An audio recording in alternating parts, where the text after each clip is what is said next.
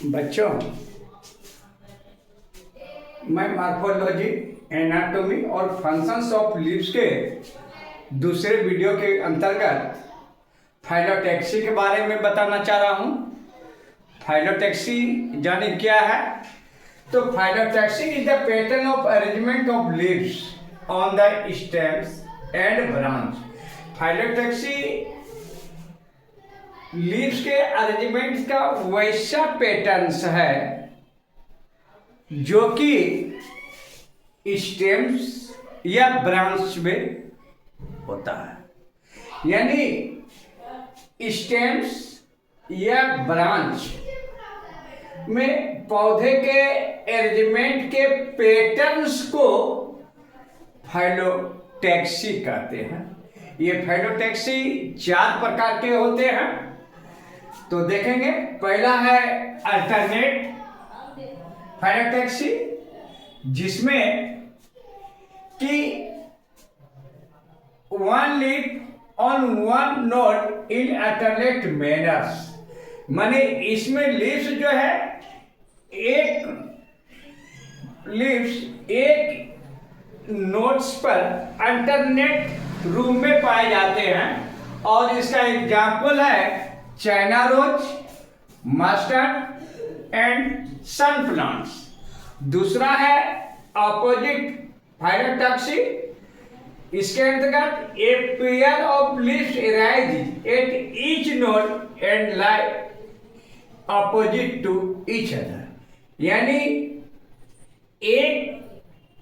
प्रत्येक नोड से एक पेयर्स लीव्स निकलते हैं जो एक दूसरे के अपोजिट होते हैं। फिर से देख लेंगे कि अपोजिट फाइलोटैक्सी के अंतर्गत प्रत्येक नोड से एक पेयर मतलब 2 लीव्स निकलते हैं जो कि एक दूसरे के अपोजिट होते हैं। और इसका एग्जाम्पल है कैलोट्रोपिस और गुआवा लीव्स। तीसरा है वॉल, जिसके अंतर्गत it bears more than 2 leaves at a node. यानी एक ही नोड से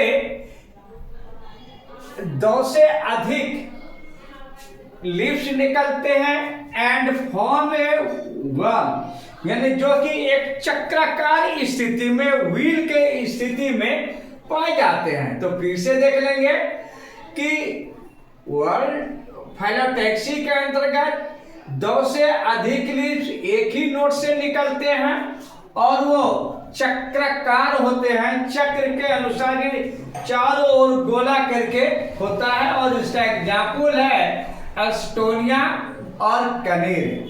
जबकि चौथा है अपोजिट डेकुसेट। इसमें देखेंगे जब अपोजिट फाइलोटैक्सी में एक बर्ड्स के दोनों लीव्स ऊपर और नीचे के नोड्स के लीव्स समकोण बनाती है तो उसे हम अपोजिट डेकुसेट्स कहते हैं। इसका एग्जाम्पल है तुलसी और आक। यदि मॉडिफिकेशन ऑफ लीव्स के बारे में हम बात करें तो ये 5-6 प्रकार के होते हैं। Tendril, spine, highlights, pitcher, bladder and scales. Tendrils का एग्जाम्पल है मटर और बिगोनिया। स्पाइन्स का एग्जाम्पल है खजूर, नागफनी और कटैया। हाइलाइट्स का एग्जाम्पल है ऑस्ट्रेलियन बबूल। पिचर का एग्जाम्पल है पिचर प्लांट्स। ब्लैडर का है ब्लैडर वर्ल्ड। और स्केल्स का एग्जाम्पल है ओनियन। यदि हम लीव्स के फंक्शन के बारे में बात करें तो आप जानते हैं कि लीव्स ग्रीन होता है जिसमें कि क्लोरोफिल पाया जाता है और इसमें फोटोसिंथेसिस होती है। फोटोसिंथेसिस के द्वारा ये भोजन का निर्माण करता है जो कि पौधों के विभिन्न भागों में जाते हैं और भोजन को फ्लोएम के माध्यम से पूरे प्लांट्स के भाग में पहुंचाया जाता है।